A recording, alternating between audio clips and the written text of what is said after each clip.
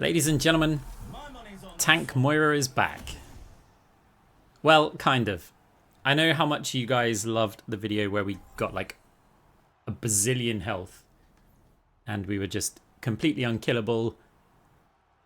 Yeah, the problem with that is if you've ever tried that build in like this season or the last season, you quickly realize that the enemy team just kind of ignore you and you don't really do anything. And then you just lose the game. And then you go, I don't know how Arcs made that work, but the point is, there's a lot more healing. Like, since they introduced the whole Kiriko clone healing rather than DPSing, and you've got like Brig putting out good heals, Zen putting out heals, like has an orb on himself so you can't ever take him down. It's been a real struggle to go that Tank Moira build. You just don't get enough value. So I thought, how can we make it work? And we came up with a solution. So I think this actually works really well because you're getting value with this build regardless of if you're getting the kills or not. But you do a bit of damage as well and you're still tanky. So in round 1, you should not build this, right? This is quick play. We're going to have some fun. We pick Scientific Death Odd first. I recommend Phantasm first. In quick play, you can go round 2, get Scientific Death Odd then. We say, okay, look, we need items that give us health or armor, like in this case. So there is a difference between health and armor. We opt to get Armored Vest, Electrolytes, and Ballistic Buffer in that order. The Armored Vest is not important, but the overhealth that you get, we want Electrolytes to be bought first. Ideally, we should have bought Electrolytes before we bought Scientific Death Odd, like the power, because of the order of overhealth. So difference between armor and health when it comes to Scientific Death Odd is that with health, you can get more max overhealth, but you get the same amount of overhealth when you fade through an enemy, like just one time. You get the same amount whether it's armor, shields, or health, but you get more max health. And we have other health options, but I worked it out that it's something like 7 fades you need to get through players in order to max out your health. And it's actually quite rare to do that, like in combat, especially in round 1. It's like, what, we got 2, maybe 3 there, but we're going to take some damage, right? So when we get these ones, oh, see, look, we already lost some of that overhealth, so we probably need like 4 fades here. 5 fades again, and we get 1. So this is why we're not too bothered about having health versus armor. That's a bit of an adaptation since the last major Tank Moira build. Also, yeah, we're buying this first rather than Ethereal Excision because we're going for a value tank build. This is pressuring the mate in the room there. They have an Ana in this game, which is, spoiler alert, going to be very problematic for us. But this is a really good game. So we fade through more players. We've got a heal orb in this room. Got a nice chunk of overhealth. 355 health in round 1 is kind of crazy. And our grasp is still quite good. Spray the Mei. Has to be done. Because the Mei gets taken down by a Freya. So here again. Going to fade through the Sigma. Join up in the high ground. Get a heal over onto the Freya. Just more overhealth. Still got 300 health here. So we attack the Ana. We're going to fade when we land to try and fade through. It's almost like we're risking that, right? But we've got a fade, so there's a good chance that we can get out of it unless they 3-2-1, but there's a lot of players there. Someone's going to hit us. 440 health right now. We've got a nice set of fades through players. We've got to watch out for the Ana to try and take cover. She obviously can't have the giant sleep dart in round 1 yet. We do get anti, but that's not a problem because we can survive with overhealth. So we fade through just the Tracer. Tracer's really difficult to fade through, by the way. Always blinking, and it's like they see the animation of fade and they sort of flinch and end up blinking away, and you don't get the fade through them. It's really tricky, and that's new since the last Tank Moira build. So anyway, we're on 98%, which is a good number to be on. Nearly as good as 100, but not quite there. Enemy team's starting to get some time on the point though, so we've got to make our way through to the point. We're quite happy to try and lead the way, fade through the Sigma, 358 health. We're attacking the Mei, who ice blocks. Actually, ice block for the Freya, not because of us. Fade through a couple of players there. I don't think we quite got the overhealth that we wanted there, so we're back down to nearly normal health, but our fade's coming up soon, so we've got to make it count. We get one through the Ana. That's not going to be that good here. Sigma ult comes in as we get slept. We're not going to survive this, surely. No, maybe if our fade goes up and or our orb beforehand, then we can just get a little bit of health up. But yeah, we get taken down, and this is worrying. Enemy teams on 69%. It's quite nice for them, not us. So we try and bounce an orb so that it bounces off of that wall, then back towards the spawn, then out towards the point. It does tag a couple of players, so the orb worked as we heal our Kiriko up. Tracer get the fade through, try and get some damage out, but also we've got to start making our way through to the point. We just can't really get slept here. Is someone going to wake us up? The missile does. We do get through, touch the point. We didn't get the fade through the Sigma though. So it means we have not got much health and we've not a lot of ability power or damage, or a grand total of 0. We're not going to get good heals there either. Oh, the teammates are dying here. There's just a D.Va. I don't think we're going to get back in time. No, not with the mech popped. So we might as well go out of the spawn and fire a damage orb. There's no one to heal there. Maybe we'll get a little tick. No. Okay. We made good money considering we're on scientific death to start with. So 18.4k. It's not exceptional. Like, we quite often see over the 20ks with Moira, but it's not catastrophic either. Right. You're not gonna know this build. You won't have seen me run it before. So we're picking Phantasm. And Limerico, yeah, we do pick it, is quite a normal choice. When you're on a Phantasm build, it's going to give us tankiness, it's going to give us sustain, and the quicker we can get our health and armor back up, the more over health we're going to have, like max health. So it's quite well. We've got an option here to anticipate the Ana giant sleep dart, but I'm happy to kind of risk it for a while to see if they're any good with it, if they even pick it. So yeah, we do end up getting a different item instead. Still considering the order of the items as well. So we've got ballistic buffer, electrolytes. The order's fine, but we opt to get rid of electrolytes, get shady spectacles instead, just for some ability life steal. Because look, overhealth's great, but we want to be able to also sustain our health, and yeah, this is going to help combined with the ability power from Limerico. So yeah, quite an interesting set of items. We're looking to see if Ana's going to get the sleep dart here. If they do, it's like, sometimes they don't. Round 2 in a competitive game, maybe they would, no, yeah, it's like maybe they would get it. Sometimes they want to get other items, but in quick play, round 2 they've got a lot of money, so we're expecting them to get it here. Let's see, that's the first thing we're checking. Yeah, okay, they had the giant sleep dart. So that's gonna be a little bit annoying. We kind of regret not buying a cushion padding here now, but it is what it is. Still, cushion padding is not that great if you haven't got the health to survive it anyway, because even if you're going to stand up, you're going to get slept, naded, and then shot. Like, it's a bit better later on in the game. D.Va gets popped early. We don't do a lot of healing with this build. We've got ability power, it would have to be an orb. But we are getting quite good health here. Every time we use abilities and fade. It's like even then, we tried to fade jump up top, but the Mei actually helped us out. Oh, nearly took down the Juno as well. We're quite happy to play frontline, and there's no one on the bot, so we're just going to steal it. Like the video if you like stealing bots. Okay, that was bad, but we didn't even steal it for that long. It's probably not even worth a like at this point. But the game will be. I will earn your likes, guys, on the video. Trust me, trust me. Right, so enemy teams, the ones making progress. Gonna fire our orbs down towards them here.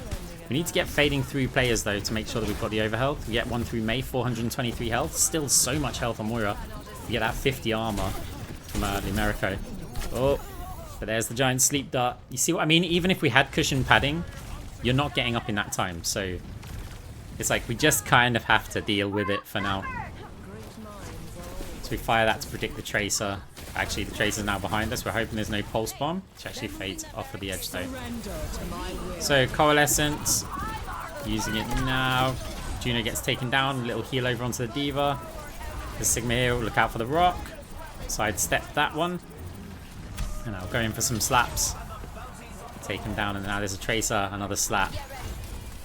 Ooh, so we know where the Tracer's going to leave, but the question is, can we even do anything about it? Well, no, not really. We can ping it. That's about the best that we can do. You see the melee there, let's fire a damage orb, heal through them to get a bit of overhealth, land on top of the wall. We're taking the damage, it's just stripping off the overhealth, but, you know, I'd rather utilize that high ground.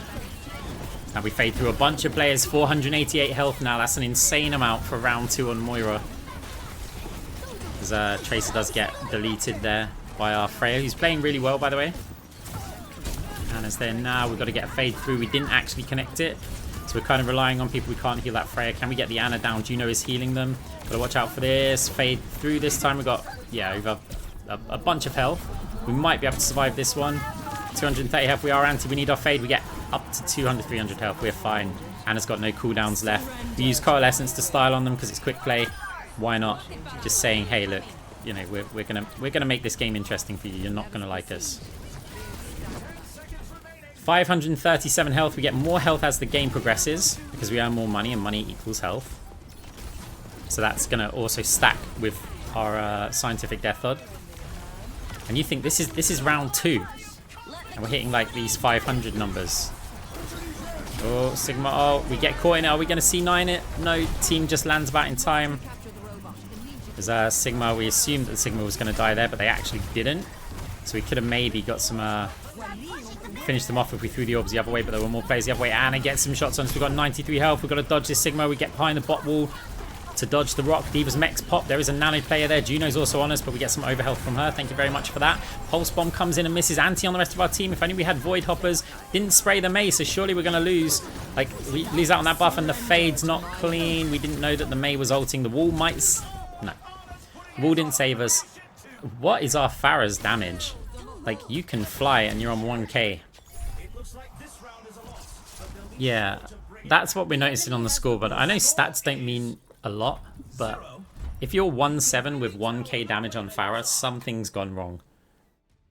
But yeah, 311, 2,700, okay. So the good thing is that even if the Pharah is not doing that much, there's still a target in the air. Right, power time. It's tricky.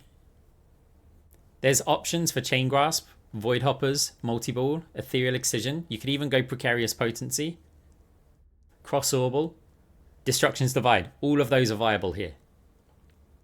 So that's why we're not picking that right now. Liquid Nitrogen. This is the difference between the tank build now and the tank builds from before. We are getting the debuffs. This is how we're going to get some value. We're also getting cushion padding because we're not dealing with that Anna Sleep Dart as much. We've got some tankiness. So we've still got Armored Vest and Ballistic Buffer. We sell the Armored Vest.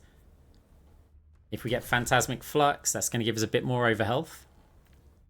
Now, there is one thing to consider, and that's the order again.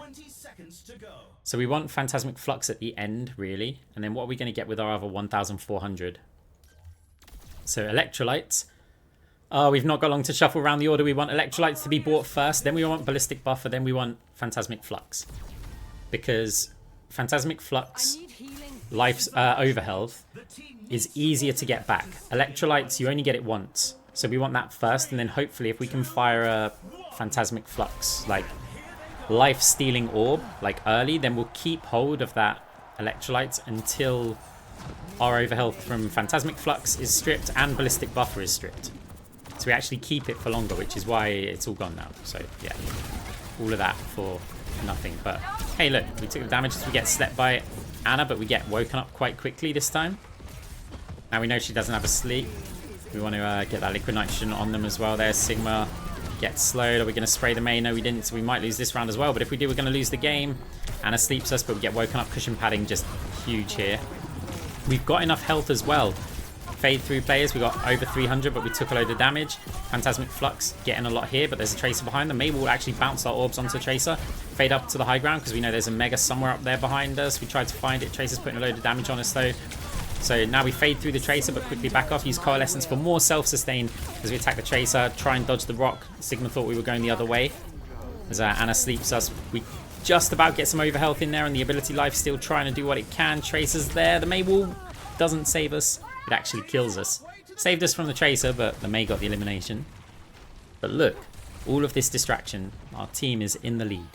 And we're slowing them down the whole time. We're getting this like utility value for tanking. It's not just, oh, your choice. If they don't come and deal with us, they're permanently slowed this game.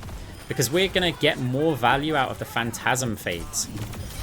Because we're putting them in the enemy team. Because we're not scared to get close to them because we're building tanky. So this is kind of a different debuff build. Like Phantasm, look at this. We get the multi-orb debuffs, we get Phantasm debuff, we get to fade through the Sigma all in one go. Give us a ton of health. We're at 526 right now. So we push them. May is there. That wall does actually strip off our overhealth quite well. So we bounce an orb round. That's going to get the Ana here who's staying on the high ground. Who's she going to try and sleep? Looks like it was the Freya. But Ana's very, very low now as we drop that Phantasm orb on her. And now we're against a Sigma and a Juno. Can we get an orb in between the middle of them? We do. We want our orbs before we cold. We fire those off. Juno's trying to heal. We don't have Cyber Venom, but one of the reasons why we're thinking, are we even going to get Cyber Venom this game, is because their healing is actually kind of low. Like on the enemy team, we might not even need it. Like Liquid Nitrogen could be the only debuff we get, but against most comps, the idea of this is that we would get both of the debuffs. This game we might not. So, MVP, 14,000 cash. I mean, that, look, 6.4k damage, healing, yeah, fine. Look, it's not a heal build. It's a distraction debuff build. Now's the time for our teams to work out their strategies. Right, we've got 2 greens. Unfortunately, that little bonus over health is probably going to have to go. We're looking at the money though. So if we sell these, we're going to have 16k, 16.5 usable.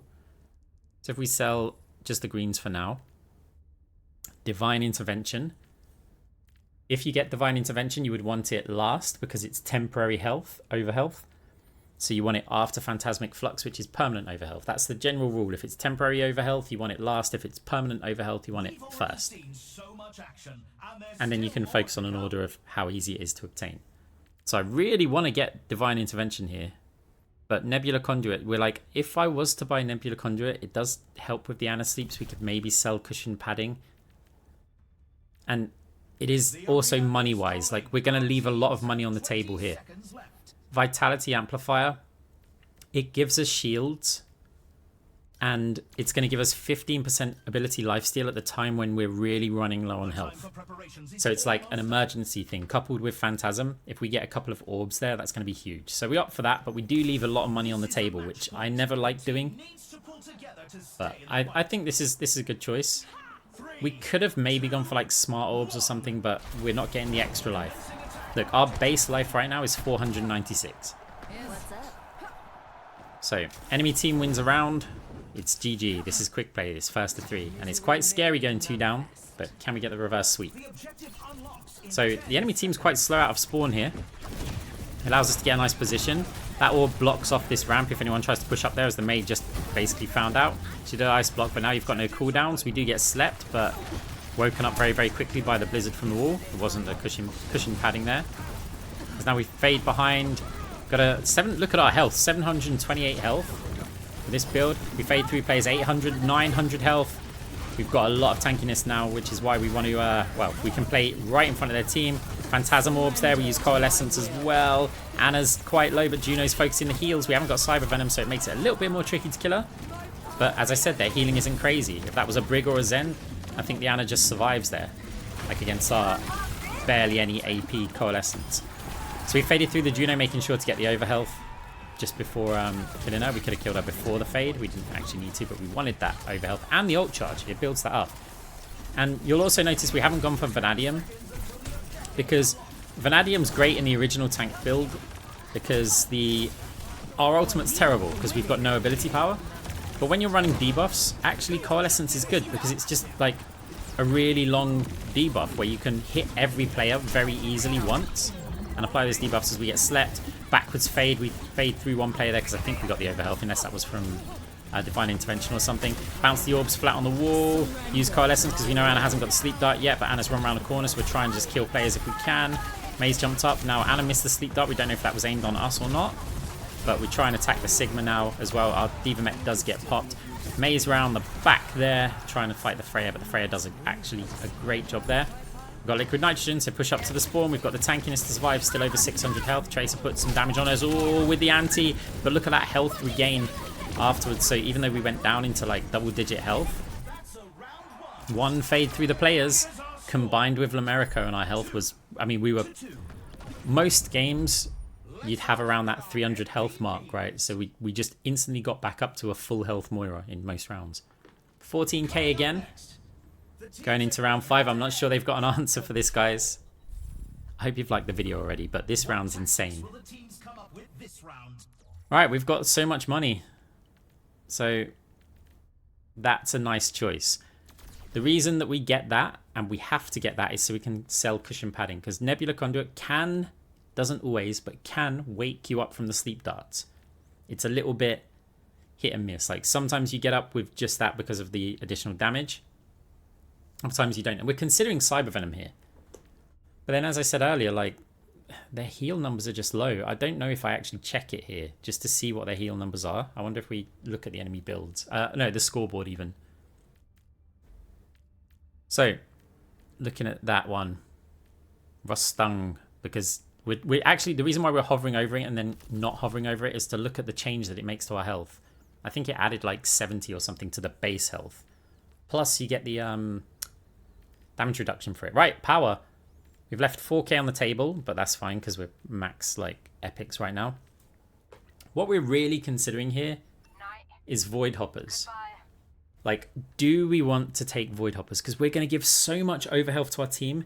And Anna's got an anti. And every single person in the YouTube chat right now, well, not chat, we're not live streaming this, but everyone on YouTube is screaming Void Hoppers, Anna nades. It's just, you know, you want me to pick that one because it just makes perfect sense. And yet we go for Chain Grasp. Why? So I've found that with Void Hoppers, yeah, it's great if you're playing a passive Moira. You're near your team, you cleanse them. But I'm not playing this build near my team. I bet if I picked that power and then we had a look, like, after the game at the replay, I think I'd probably apply that overhealth about 5-6 times to my team the whole round. And then I reckon only once or something it would be meaningful overhealth, as in it actually made a difference. Same with the cleanse, right? Like there we might have provided a bit of overhealth to our baby diva. Anyway, we picked Chain Grasp because they don't have that much healing. We've got some good damage. Like our Grasp's actually got good damage. The AoE damage is going to help. It means that these supports are basically single target healers most of the time. Oh, anti did it here though. But look, we're taking them both on fade through. 400 health. We've got more health than this Juno.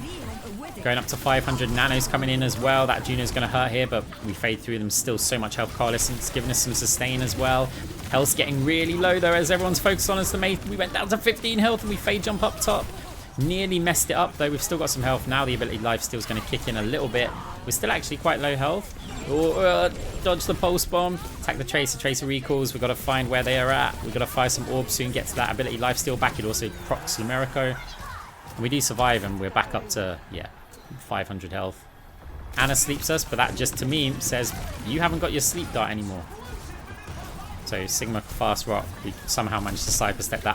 Cyberstep? Cyberstep? I'm getting worse at talking, guys. But either way, we're in their face right now. Fade through to the Anna 600 health. Anna's very, very low. We're in another one of these Juno Anna. But look, we're occupying the supports. What are the enemy team going to do when their supports are occupied like this? 700, 800 health now. Attacking the Tracer, 900 health sitting behind them. Anna's used her sleep dart. We've got over 1,000 health, 1,100. Sounds like an auctioneer right now. As we're putting damage out onto the team, Freya gets a bunch of kills. 1,067 health. Enemy team really struggling. But the point's being capped. Okay, well, they capped the point. That just delays the win. But look, liquid nitrogen. Stay outside the spawn. We're tanking up 1,042 health. Doesn't matter if Anna sleeps us here. Does not matter. We got woken up there, probably from the sleep dart damage, but it could have been from Juno. Fade through, even though they've been attacking us this whole time. We're on 90% of the objective. We're happy to just stay here. We don't need to go back. Like, there's no reason to. Sigma's standing there. There's already realized the result. Looks like we're going to win this game. They can't even finish us off at the end. GG's, guys. I hope I earned your like. I hope you enjoyed the video. Leave a comment. Look at those stats. 34,000 damage. Still the most damage, and we barely built any damage items. I mean, we had some ability power. And I actually think that that is the best Moira tank build.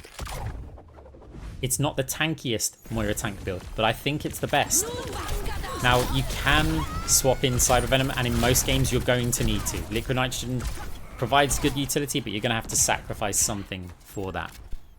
Anyway, guys, hope you enjoyed it. GG's, and yeah, let me know what you think in the comments.